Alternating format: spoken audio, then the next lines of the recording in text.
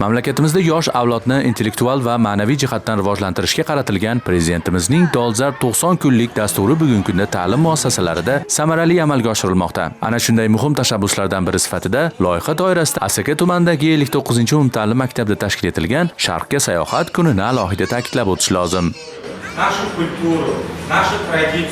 Bundan ko'zlangan asosiy maqsad bolalarni milliy hunarmandchilik, ayniqsa milliy kulolchilik san'ati bilan yaqindan tanishtirish, ularning estetik didi va madaniy ongini yuksaltirish, shuningdek ijodiy fikrlash qobiliyatini mustahkamlashdir. Hozirgi kunda maktabimizda 20 dan ortiq fan va sport to'garaklari faoliyat olib bormoqda.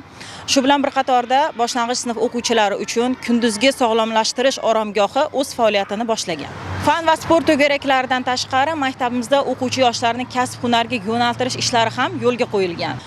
Undan tashqari mana maktabda yangilik kiritdik. Bu kulolchilik to'garagi. Bu bitta hunar emas, balki o'quvchilarda fikrlash doirasini, umuman intellektual dunyoqarashini oshirishga olib keladigan hunar deb hisoblayman. Bolalar milliy xalq o'yinlari orqali o'zaro hamkorlikni, jamoada ishlash ko'nikmalarini yanada takomillashtirmoqda. Bizda hozir IT kurslari, chet tillari va boshqa to'garaklar, masalan, tarix fanidan o'zim qatnashyapman. Kelajakda men albatta olimpiadaga chiqmoqchiman. Bundan tashqari o'zimizning mamolarimizdan qolgan milliy o'yinlarimiz, masalan, oqterakmi, ko'kterak, chilla tepishlar, futbol o'yinlari va shunga o'xshash har xil to'garaklar hozirda bizning maktabimizda mavjud. Maktabda tashkil etilgan bu tadbirda noan'anaviy va nostandart yondashuvlar qo'llanilgan bo'lib, ta'lim innovatsiyalari bo'yicha amalga oshirilgan tajribalar boshqa maktablar uchun ham namunadir.